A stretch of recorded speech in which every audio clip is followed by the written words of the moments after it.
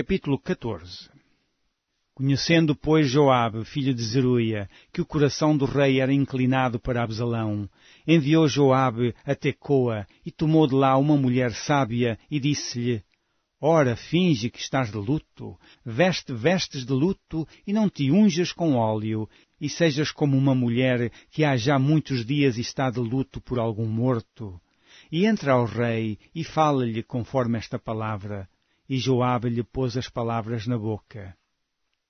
E a mulher tecoíta falou ao rei, e deitou-se com o rosto em terra, se prostrou e disse: Salva-me, ó rei.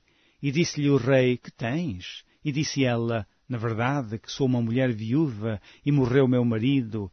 Tinha, pois, a tua serva 2 filhos, e ambos estes brigaram no campo, e não houve quem os apartasse. Assim um feriu ao outro, e o matou. E eis que toda a linhagem se levantou contra a tua serva, e disseram: Dá-nos aquele que feriu a seu irmão, para que o matemos, por causa da vida de seu irmão, a quem matou, e para que destruamos também ao herdeiro. Assim apagarão a brasa que me ficou, de sorte que não deixam a meu marido nome, nem resto sobre a terra. E disse o rei à mulher: Vai para a tua casa, e eu mandarei ordem acerca de ti. E disse a mulher tecoíta ao rei: A injustiça, ó rei meu senhor, venha sobre mim e sobre a casa de meu pai, e o rei e o seu trono fiquem inculpáveis. E disse o rei: Quem falar contra ti, traze-mo a mim, e nunca mais te tocará. E disse ela: Ora, lembre-se o rei do Senhor teu Deus, para que os vingadores do sangue se não multipliquem a deitar-nos a perder, e não destruam meu filho. Então disse ele: Vive o Senhor, que não há de cair no chão nenhum dos cabelos de teu filho. Então disse a mulher: Peço-te que a tua serva fale uma palavra ao rei, meu senhor. E disse ele: Fala. E disse a mulher: Por que, pois, pensastes tu uma tal coisa contra o povo de Deus? Porque falando o rei tal palavra, fica como culpado, visto que o rei não torna a trazer o seu desterrado. Porque certamente morreremos e seremos como águas derramadas na terra, que não se ajuntam mais. Deus, pois, lhe não tirará a vida, mas ideará pensamentos, para que se não desterre dele o seu desterrado. E se eu agora vim falar esta palavra ao rei meu senhor, é porque o povo me atemorizou. Dizia, pois, a tua serva: Falarei, pois, ao rei, porventura fará o rei segundo a palavra da sua serva.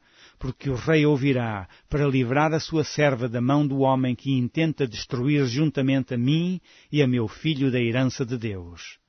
Dizia mais a tua serva: Seja agora a palavra do rei, meu senhor, para descanso, porque como um anjo de Deus, assim é o rei, meu senhor, para ouvir o bem e o mal, e o Senhor teu Deus será contigo.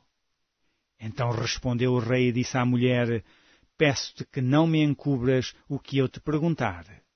E disse a mulher: Ora, fala o rei, meu senhor. E disse o rei: Não é verdade que a mão de Joabe anda contigo em tudo isso?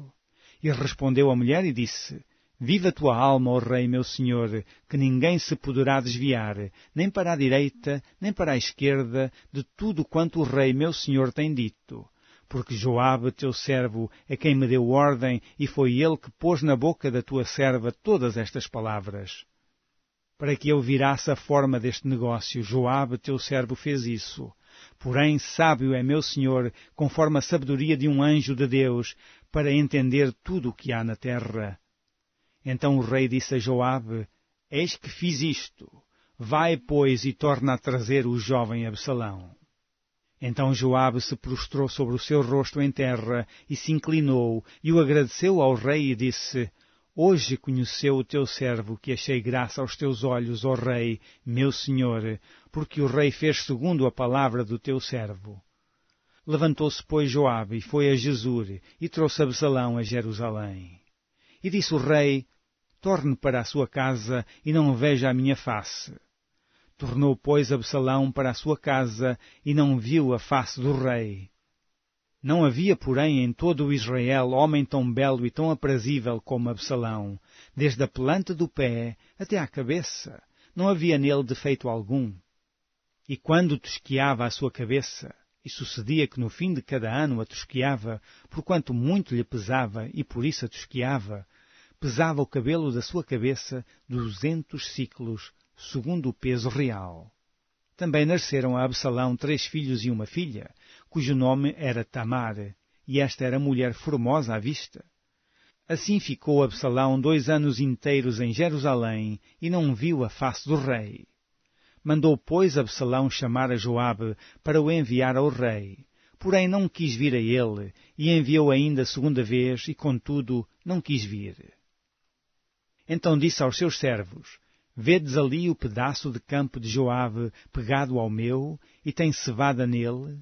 Ide e ponde-lhe fogo. E os servos de Absalão puseram fogo ao pedaço de campo. Então Joabe se levantou e veio a Absalão em casa e disse-lhe: Por que puseram os teus servos fogo ao pedaço de campo que é meu? E disse Absalão a Joabe: Eis que enviei a ti, dizendo: Vem cá, para que te envie ao rei a dizer-lhe: Para que vim a Jesur? Melhor me fora estar ainda lá. Agora, pois, veja eu a face do rei, e se há ainda em mim alguma culpa, que me mate. Então entrou Joabe ao rei e assim lhe disse. Então chamou a Absalão, e ele entrou ao rei e se inclinou sobre o seu rosto em terra diante do rei, e o rei beijou a Absalão.